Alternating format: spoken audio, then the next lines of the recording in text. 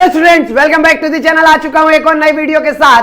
आज आपसे बात करने वाला हूं चैप्टर रिटायरमेंट की। देखिए, अगर आपने अभी तक हमारी पुरानी वीडियोस नहीं देखी है तो मैं आपको बता दूं कि हमने शेयर, एडमिशन, फंडामेंटल और डिसोल्यूशन को कवर अप कर लिया है, जिनकी वीडियोस चैनल पर ऑलरेडी अपलोड हो चुकी हैं। अगर नहीं देखी तो डिस्क्रिप्शन बॉक्स में लिंक है, एक बार जाके जरूर देखिएगा।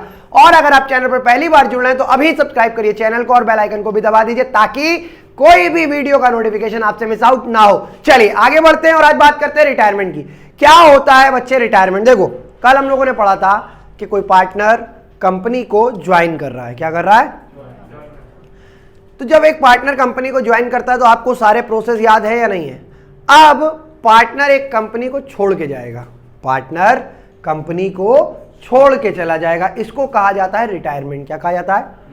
आपके कोर्स में रिटायरमेंट या तो बिगिनिंग में है या एंड में है, तो मिड का रिटायरमेंट तो आएगा ही नहीं। मिड का रिटायरमेंट, देखो रिटायरमेंट में भी बच्चा सबसे पहले जो आप अकाउंट बनाएंगे वह बनाएंगे क्या?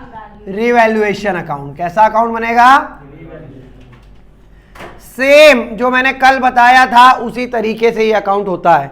क्या होता है रिवैल्यूएशन अकाउंट में? डेबिट साइड में डिक्रीज इन एसेट और इंक्रीज इन लायबिलिटी। क्या बचा? टू डिक्रीज इन असेट्स और इंक्रीज इन लायबिलिटी।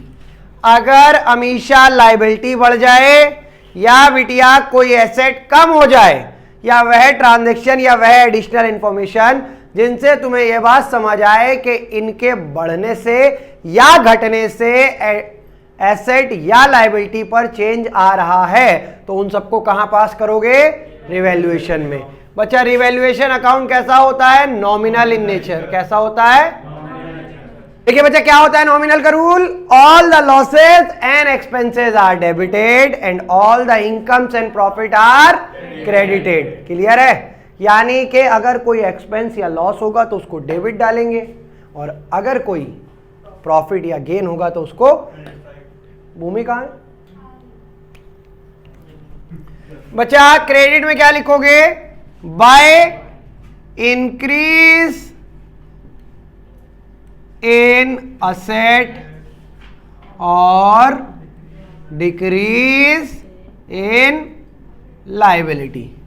ठीक है भाई, इससे आपका रिवैल्यूएशन बन जाएगा। क्या बन जाएगा? फिर आप दोनों साइड का टोटल करोगे, जिधर भी बैलेंस बचेगा। अगर बैलेंसिंग फिगर इधर बचेगी आलोक तो लिखोगे टू गेन। क्या लिखोगे? और डिस्ट्रीब्यूशन किस में होगा? Distribute in old ratio. ठीक है भाई, किस रेशियो में बटेगा? उसके बाद अगर बैलेंस इधर बचेगा तो लिखोगे बाय लॉस। क्या लिखोगे? और दोनों साइड का यहां पर भी सेम यही रहेगा, ओल्ड पार्टनर के ओल्ड रेशियो में। रिवैल्यूएशन अकाउंट क्लियर है? अच्छा, एक एडजस्टमेंट को थोड़ा सा ध्यान से पढ़ना, वो होती है पीवीडी की। क्या होती है?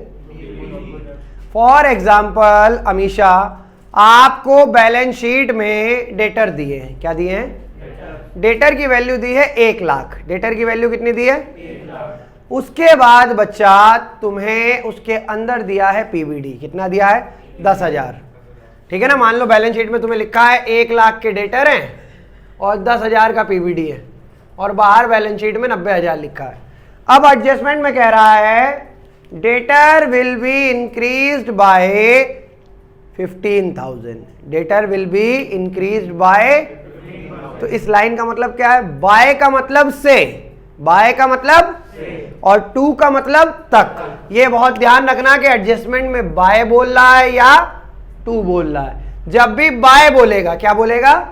डेटर विल बी या प्रोविजन फॉर डाउटफुल डेब्ट is to be increased by, by बोला तो बाय का मतलब सीधा सीधा 15,000 से पीबीडी बढ़ जाएगा। बाय का मतलब सीधा सीधा 15,000 से पीबीडी। तो बच्चे पहले से 10 के थे, 15 के पीबीडी और बढ़ जाएंगे, तो हम इसको इधर साइड दिखा देंगे 2 पीबीडी। ये तो क्लियर है। पर कंफ्यूजन होता है 2 वाले में। किसमें होता है? एडजस्टमेंट में क्या होता है? PBD is to be raised to 15,000।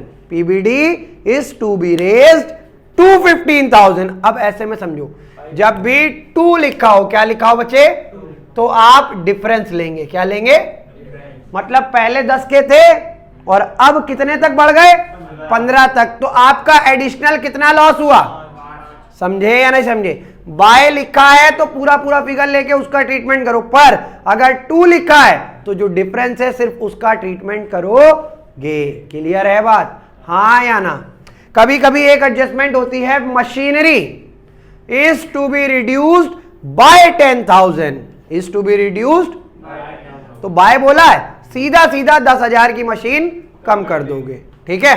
पर युग बैलेंस शीट में मशीन की वैल्यू थी 2 लाख, मशीनरी की वैल्यू थी 2 लाख, कितनी थी, 2 लाख, और आपको एडजस्टमेंट में कह दिया the value of machinery is to be reduced to 90%, reduced to.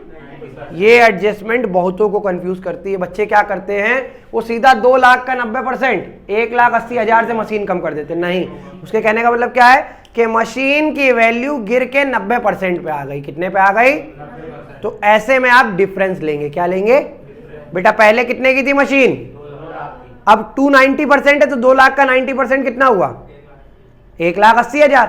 तो पहले 2 लाख की थी, अब 1,80 की हो गई, तो लॉस कितने का हुआ। ये एडजस्टमेंट क्लियर रखना। वंशिका आई या नहीं आई, डाउट है। और नहीं तो जब भी कभी ऐसा दिया हो कि value of machinery is to be reduce to 90%, तो आप एक लॉजिक लगाया करो, कोई भी चीज कितने % पे होती है, 100% पे। अब वो गिर के कितने % के इक्वल बची है, 90% के, तो हमारा लॉस कितने % का हुआ, कितने % का, तो सीधा 2 लाख का 10% निकाल सकते हो। समझे, डाउट है। अब फिर इसके बाद आप बनाओगे पार्टनर्स कैपिटल। क्या बनाओगे बच्चे, बहुत ध्यान से समझना, क्योंकि हाँ, अब ऐसे में बताओ, पहले पीबीडी कितना था और अब गिर के कितना हो गया, तो 5,000 का हमारा प्रॉफिट है या लॉस, प्रॉफिट या लॉस। पहले मान रहे थे 15,000 डूबेंगे, पर अब सिर्फ 10,000 डूब रहे हैं, तो हमेशा ये प्रॉफिट है या loss. All the incomes are, कहां दिखाओगे, बाय पीबीडी, ठीक है। चलो देखो, पार्टनर्स कैपिटल अकाउंट, मान लो 3 पार्टनर हैं,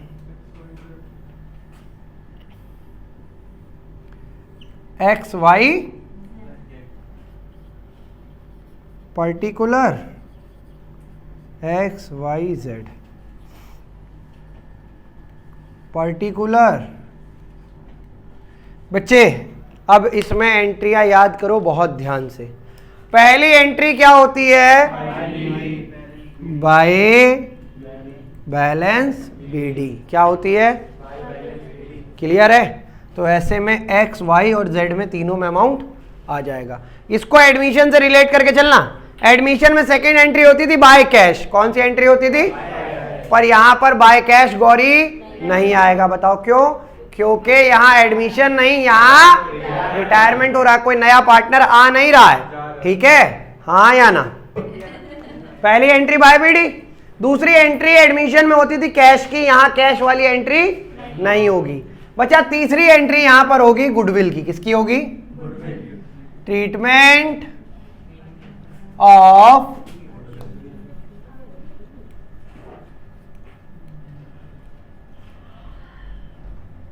गुडविल। बच्चा गुडविल का जरा ट्रीटमेंट समझ लो।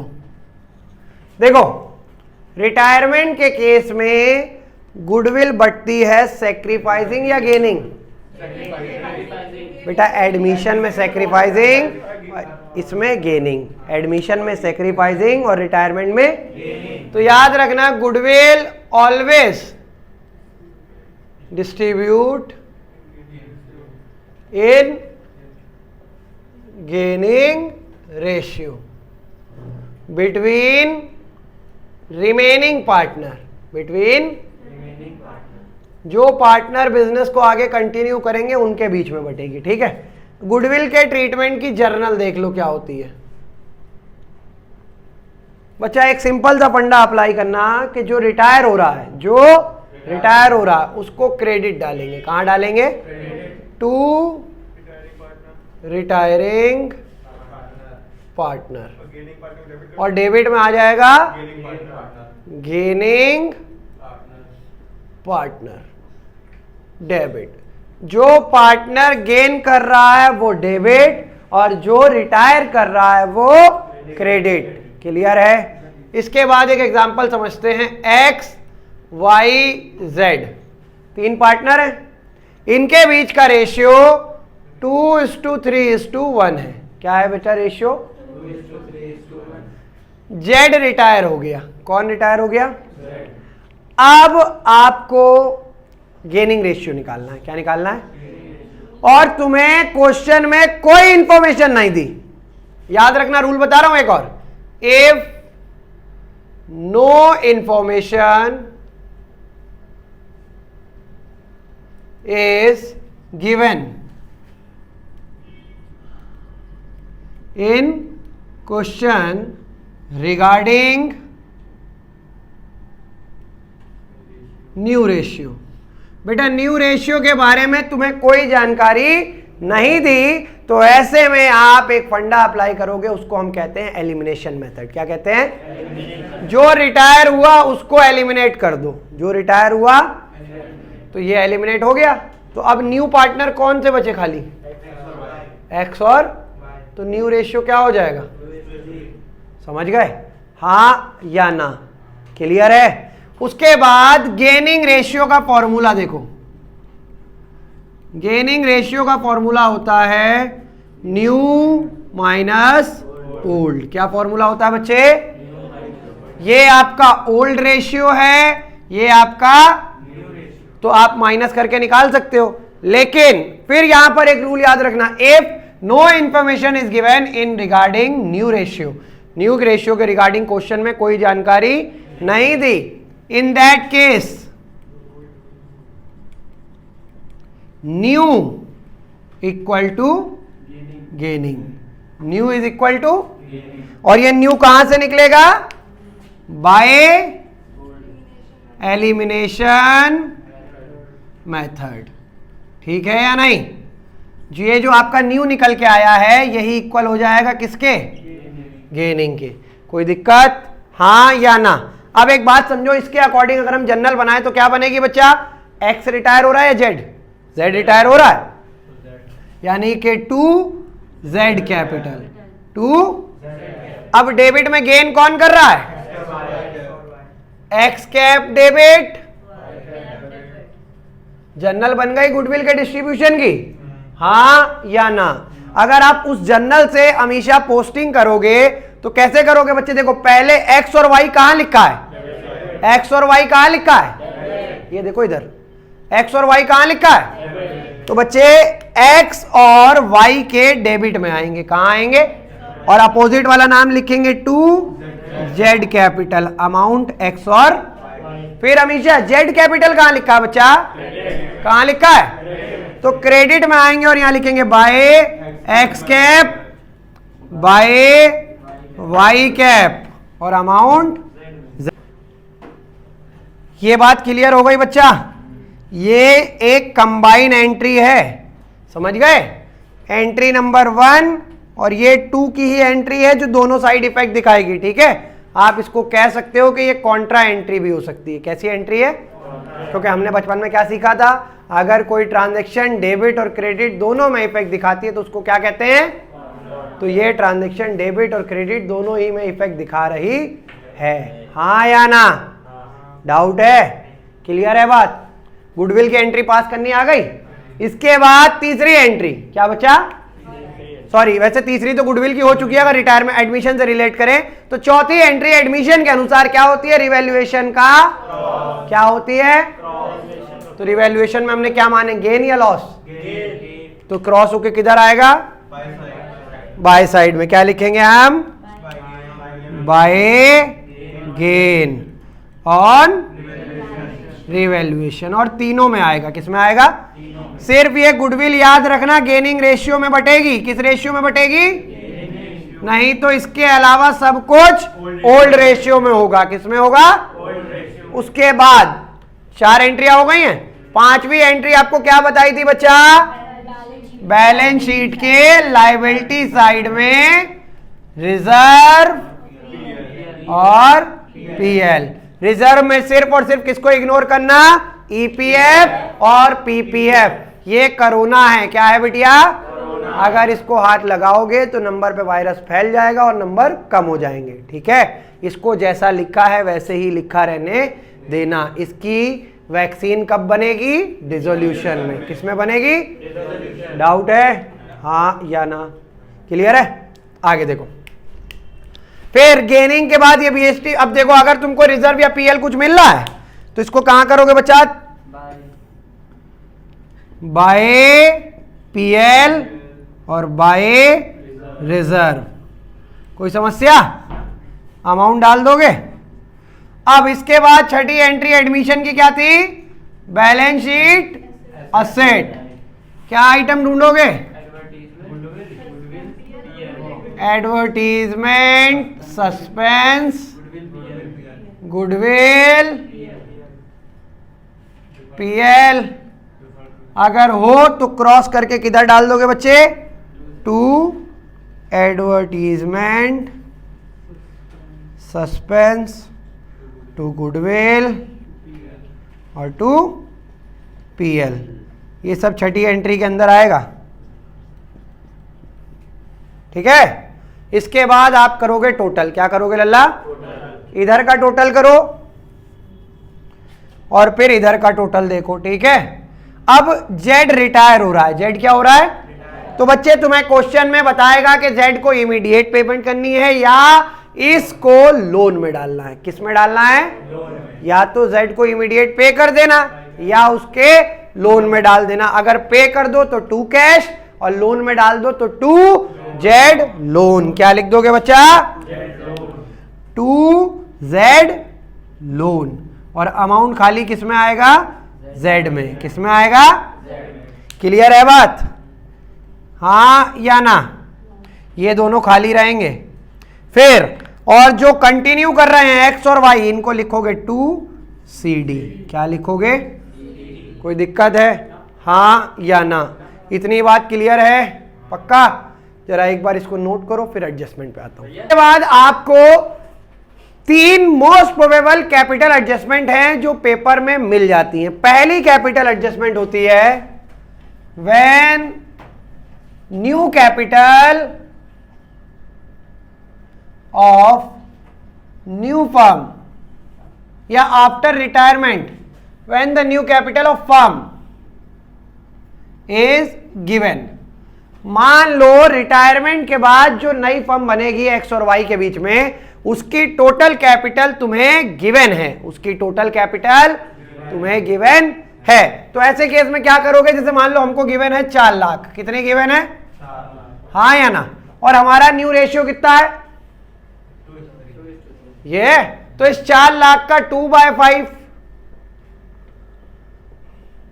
1,60,000 एक्स का और 2,40,000 वाई का हो जाएगा, हाँ या ना। तो आपकी ये सीडी कैपिटल बन जाएगी। क्या बन जाएगी, जैसे एडमिशन में हमने किया था, नहीं किया था, वैसे ही सेम। अगर एडजस्टमेंट है कैपिटल की तो जो न्यू कैपिटल दी है उसको न्यू रेशियो में डिवाइड कर दो और फिर उस अमाउंट को लिखो सीडी बैलेंस में। किसमें लिखो, और फिर जिधर भी बैलेंस बचे, जिधर भी, मान लो यहां सीडी आपने लिख दिया 1,60,000 और दूसरे वाले का लिख दिया 2,40,000। ठीक है लोग। अब इधर का टोटल आ रहा है 1 लाख, कितना आ रहा है, और इधर का टोटल आ रहा है 1,80,000, कितना आ रहा है। तो इधर जो भी डिफरेंस बचेगा वो आप लिखेंगे किसने, ये आपको बताएगा कि कैपिटल में करंट अकाउंट में डालना है या कैश अकाउंट में। किसमें, क्लियर है, हाँ या ना। इसके बाद दूसरी एडजस्टमेंट क्या कहता है आपसे, when total capital of new firm equal to before retirement capital. देखो एक ये एडजस्टमेंट होती है क्या, कि इसमें कह दे कि total capital of new firm always remain equal to the before retirement. मतलब जैसे मान लो एक्स वाई जेड 3 पार्टनर थे और बच्चे इनकी कैपिटल थी 3 लाख, 2 लाख नहीं, और बच्चा इनकी कैपिटल थी 2 लाख, 3 लाख और 1 लाख। ठीक है, अब आपसे क्या कह रहा है, when total capital of a new firm is equal to before retirement capital. तो रिटायरमेंट से पहले फर्म की टोटल कैपिटल कितनी थी, कितनी थी, तो अभी भी टोटल कैपिटल कितनी बनी रहेगी, 6 लाख। कितनी बनी रहेगी, तो ऐसे में जो बिफोर वाली कैपिटल है उसका टोटल करो, जो बिफोर वाली कैपिटल है उसका, और फिर उसको डिवाइड कर दो न्यू रेशियो में। किसमें डिवाइड कर दो बच्चा, न्यू रेशियो कितना है, यानी कि 2/5, 2,40,000 एक्स के हिस्से की और 3,60,000 वाई के हिस्से की। तो अब ऐसे में यहां पर सीडी बैलेंस क्या बन जाएगा, ये वाला। ठीक है या नहीं, हमेशा याद रखना that is the CD balance. ये कैसा बैलेंस होगा बच्चे, कोई दिक्कत, और फिर जिधर डिफरेंस बचेगा वो या तो करंट अकाउंट में या कैश अकाउंट में, या तो क्लियर है, हाँ या ना, डाउट है क्या, मतलब when total capital of a new firm is equal to the total capital of old firm या बिफोर रिटायरमेंट, ये आपको क्वेश्चन में बता देगा। तो बेटा हमारी पहले की टोटल कैपिटल कितनी है, तो हमारी न्यू कैपिटल भी कितनी रहेगी। वैसे तो ये हुआ कि जब जेड चला गया तो ये अपनी कैपिटल भी लेके चला जाए, तो अब कैपिटल बचनी कितनी चाहिए, 5 लाख, हाँ या ना, पर ऐसा नहीं है, कैपिटल अभी भी उतनी बनी रहेगी जितनी रिटायरमेंट से पहले थी, और फिर उसको न्यू रेशियो में डिवाइड करो और सीडी बैलेंस में डाल के मंडी खत्म कर दो। कोई दिक्कत है, हाँ या ना, ये दो बातें क्लियर हो गई। देखो एक ये तीसरी एडजस्टमेंट है जो कभी कभी हमें मिल जाती है।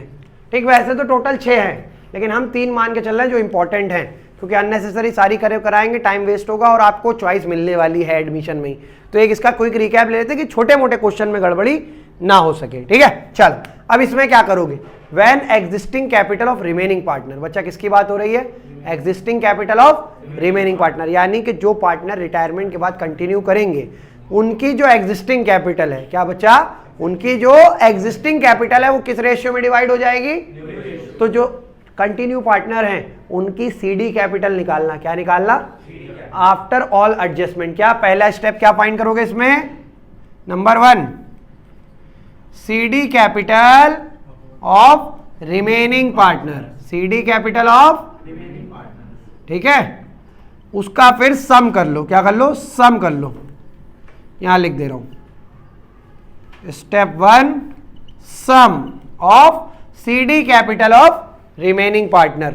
जो पार्टनर बिजनेस को कंटिन्यू करेंगे उनकी सीडी कैपिटल का सम निकालो और फिर इसको डिस्ट्रीब्यूट कर दो, and then distribute in new ratio.